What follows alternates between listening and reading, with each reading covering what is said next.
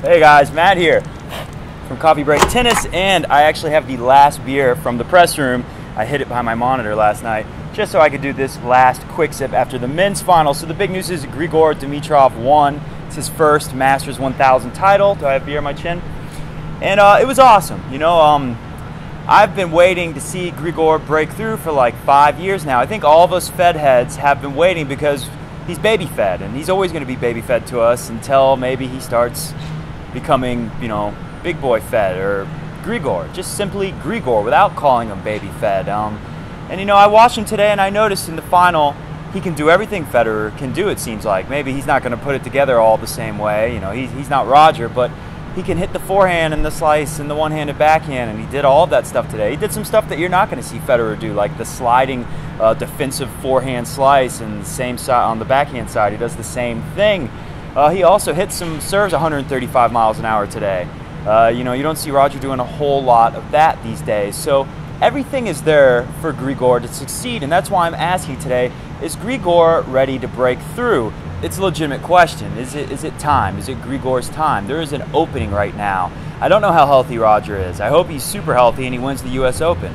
I don't know if Rafa, he's great, and you know, I love Rafa and all, and I think he might have a decent run at the US Open, but I don't know if he's a favorite to win it right now.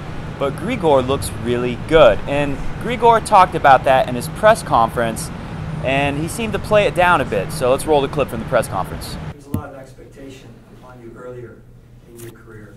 You think?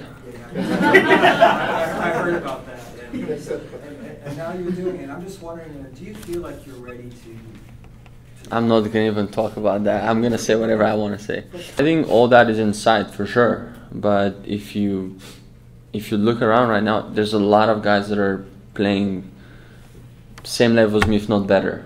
And anybody can beat anybody. The seeds that don't even, to me, the seeds don't even matter anymore. If you're like seed number 3, 5, 6, 7, we've all seen what's been happening in the past year and a half too. Players that maybe are unseeded or, you know, lower ranked are beating players that are higher ranked. So you just never know what's going to happen in the upcoming years for sure. But I just like to take my chances the way they are right now. I mean, I'm here for a reason right now, and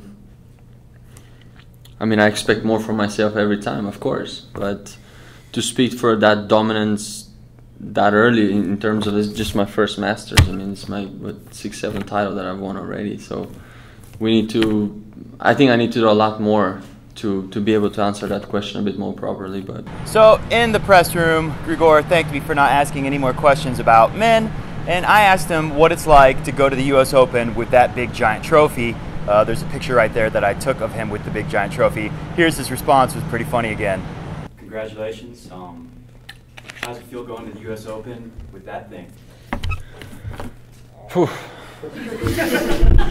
A bit heavy. It's great. I mean, honestly, it's great. There's no point to hide it. No, but I don't think you can hide it. No, definitely not. But it's something that I've worked for, and this is the result of it. Absolutely. But I hate to say it that way, but tomorrow I have to stop thinking about it. Yeah. And this is one of the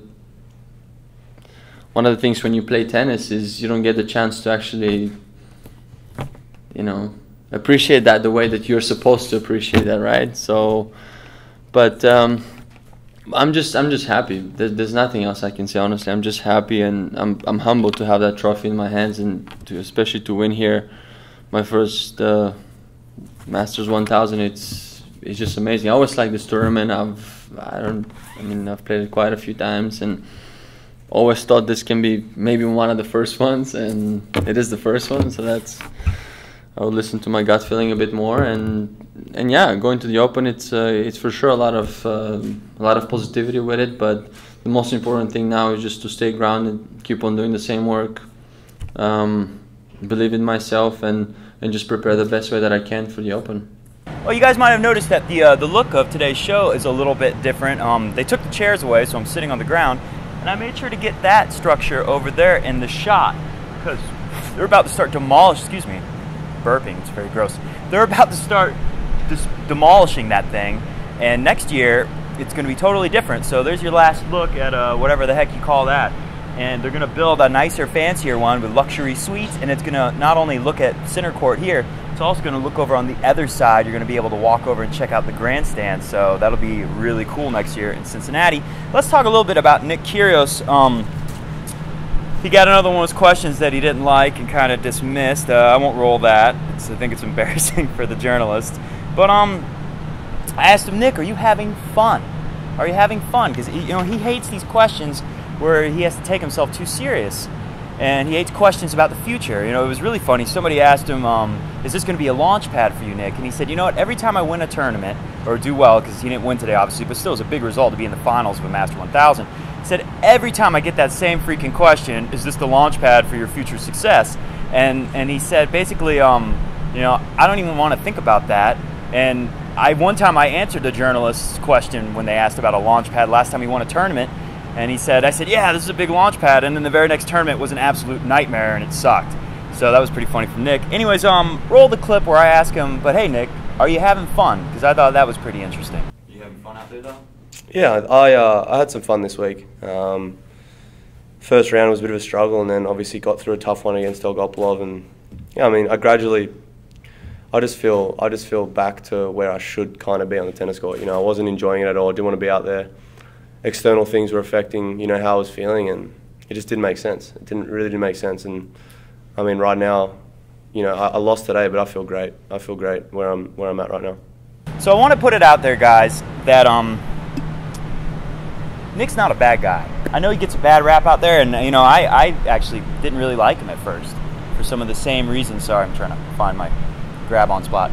For some of the same reasons that a lot of people don't like him. I kind of thought, he was a hothead and he was brash and he didn't respect the game or something, but I don't think that's true. The Kyrgios theorem I talked about in last night's episode, I think that's more like it. I think this is just a young guy, and tennis is his job, and just like a lot of us were when we were in our early 20s, he's not sure what he wants to do with his life, but he's having fun again, as he said in that clip.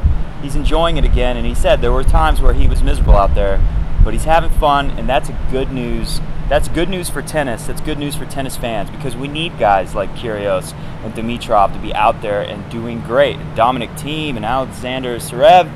I think the future is bright, and yeah, it's bittersweet here. My first media credential, getting to be here. I really wanted to talk to Roger. Did get to talk to Rafa. Very cool guy. Very cool experience.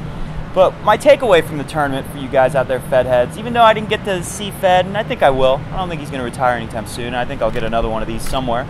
Even though I didn't get to see Roger, I got to see what the future of tennis is going to be like. And I got to say, the future's bright. Thanks for watching Coffee Break Tennis, and I'll see you guys when I'm back in Atlanta. Bye.